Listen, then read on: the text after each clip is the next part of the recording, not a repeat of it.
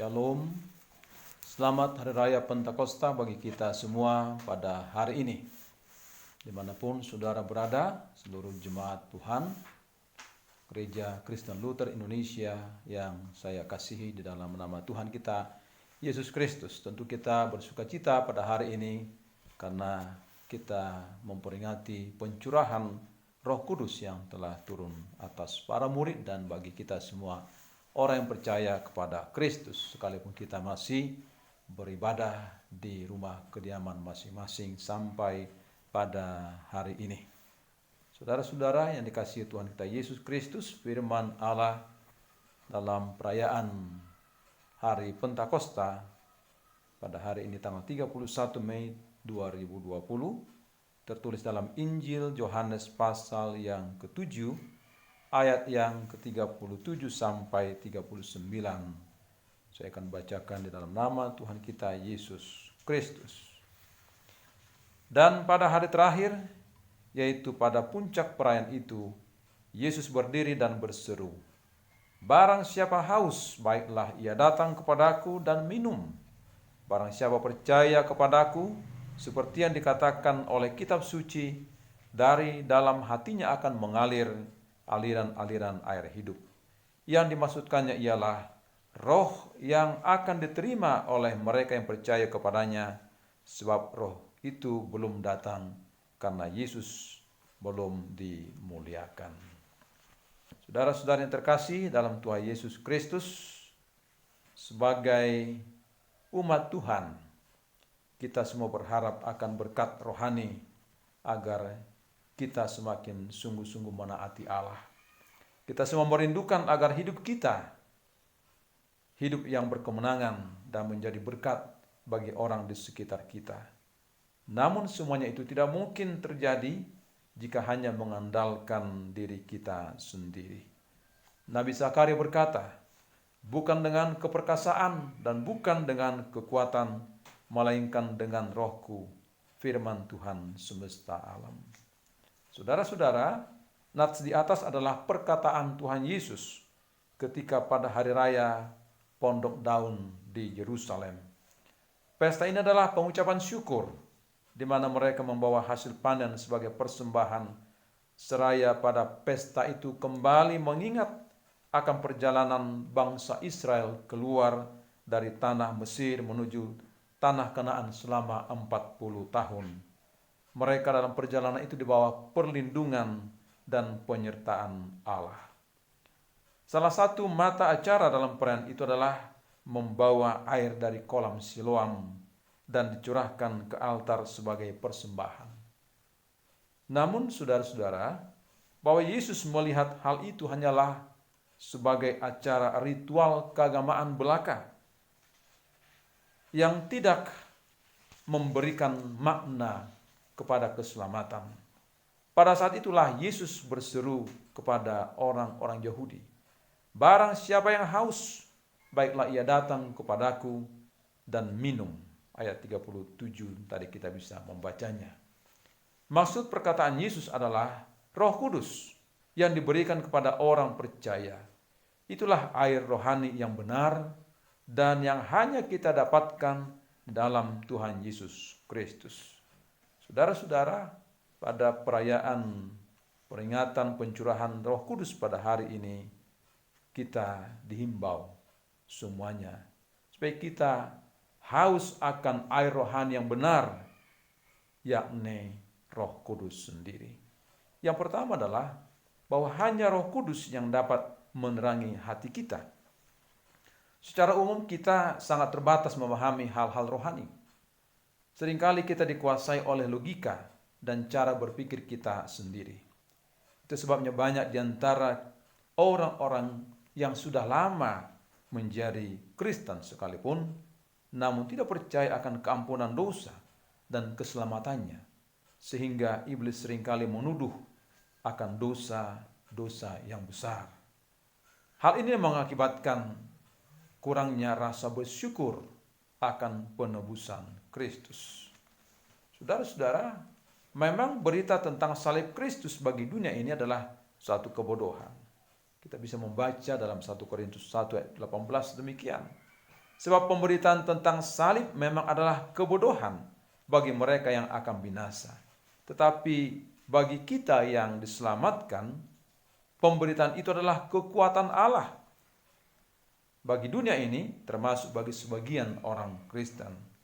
Berita tentang salib dianggap sebagai berita yang kurang berharga dan bahkan sebagai kebodohan karena pikiran mereka dikuasai oleh logika sehingga mereka tidak dapat memahami hikmat Allah yang tersembunyi dalam seluruh pekerjaan Tuhan Yesus melalui penyaliban itu, yang olehnya kita beroleh keselamatan dari kuasa dosa dan kuasa iblis. Dalam surat Rasul Paulus kepada jemaat di Korintus yang pertama pasal kedua ayat 12 tertulis demikian. Kita tidak menerima roh dunia, tetapi roh yang berasal dari Allah, supaya kita tahu apa yang dikaruniakan Allah kepada kita. Juga pada 2 Korintus 2:9 ayat 10 tertulis, tetapi seperti ada tertulis, apa yang tidak pernah dilihat oleh mata dan tidak pernah didengar oleh telinga dan yang tidak pernah timbul dalam hati manusia, semuanya yang disediakan Allah untuk mereka yang mengasihi Dia. Karena kepada kita Allah menyatakan dalam roh, sebab roh menyelidiki segala sesuatu, bahkan hal-hal yang tersembunyi dalam diri Allah. Kita semua membutuhkan Roh Kudus, karena hanya Dialah yang dapat membuat mata hati kita terang untuk mengenal semua apa yang direncanakan oleh Allah bagi kita, sebagaimana tertulis dalam kitab suci. Hal yang kedua, saudara-saudaraku yang kasih dalam Tuhan kita Yesus Kristus, pekerjaan Roh Kudus bagi orang-orang percaya.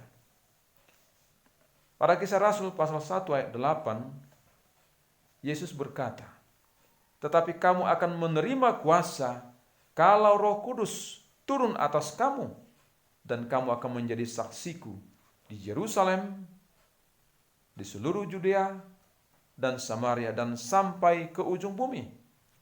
Hal inilah yang digenapi oleh Tuhan Yesus ketika mencurahkan Roh-Nya yang kudus pada hari raya Pentakosta.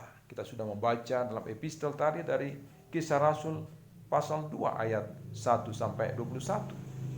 Dan dalam Kisah Rasul pasal 2 ayat 2 sampai 4 menuliskan demikian. Tiba-tiba turunlah dari langit suatu bunyi seperti tiupan angin keras yang memenuhi seluruh rumah di mana mereka duduk. Dan tampaklah kepada mereka lidah-lidah seperti nyala api yang bertebaran dan hinggap pada mereka masing-masing. Maka penuhlah mereka dengan Roh Kudus. Lalu mereka mulai berkata-kata dalam bahasa lain, seperti yang diberikan oleh Roh itu kepada mereka untuk mengatakannya. Setelah Roh Kudus memenuhi mereka, saudara-saudara, karakter mereka diubahkan. Rasa takut mereka sebelumnya terhadap orang-orang Yahudi telah digantikan menjadi keberanian untuk menyaksikan Kristus yang tersalib itu, serta keselamatan yang diberikan oleh Yesus. Saudara-saudara yang kekasih, dari antara murid-murid Yesus, kita dapat melihat contoh dan menjadi keteladanan dalam hal bagaimana Roh Kudus bekerja dalam kehidupan mereka. Yang pertama, Simon Petrus. Ia seorang murid yang menyangkal Tuhan Yesus sampai 3 kali karena rasa takut kepada orang-orang Yahudi. Namun setelah dia dipenuhi oleh Roh Kudus, ia berubah total dari seorang yang penakut menjadi seorang pemberani untuk menyaksikan Kristus. Itu sebabnya Rasul Petrus berkata dalam Kisah Rasul 2 ayat 14, maka bangkitlah Petrus berdiri dengan ke-11 rasul itu, dan dengan suara nyaring ia berkata kepada mereka, "Hai kamu orang Yahudi dan kamu semua yang tinggal di Yerusalem, ketahuilah dan camkanlah perkataanku ini." Kemudian pada ayat 36 Petrus juga berkata demikian, "Jadi seluruh kaum Israel harus tahu dengan pasti bahwa Allah telah membuat Yesus yang kamu salibkan itu menjadi Tuhan dan Kristus. Juga di ayat 38 Petrus berkata, jawab Petrus kepada mereka, bertobatlah dan hendaklah kamu masing-masing memberi dirimu dibaptis dalam nama Yesus Kristus untuk pengampunan dosamu, maka kamu akan menerima karunia Roh Kudus. Saudara-saudara, apa yang terjadi dengan khotbah Petrus ini? Pada hari itu juga 3.000 orang percaya dan dibaptiskan. Inilah pekerjaan Roh Kudus yang mampu mengubah seorang penakut menjadi pemberani dan memiliki kekuatan di dalam dirinya. Yang kedua adalah Stefanus. Ia seorang diaken, bukan rasul. Namun dengan kuasa Roh Kudus, khotbahnya menusuk hati para pemimpin Yahudi. Walaupun karena khotbah itu, pemberitaan itu, ia harus kemudian mati dilempari dan mati martir. Ia setia sampai mati. Yang ketiga, saudara-saudara, adalah Filipus. Ia dikejar dari Yerusalem. Kemudian ia memberitakan Injil sampai ke tanah Samaria. Melalui tuntunan Roh Kudus, seorang sida-sida dari Ethiopia menjadi bertobat. Saudara-saudara kekasih dalam Tuhan kita Yesus Kristus, sampai hari ini Roh Kudus terus aktif bekerja melalui hamba-hambanya. Banyak tempat mengalami gelombang pertobatan.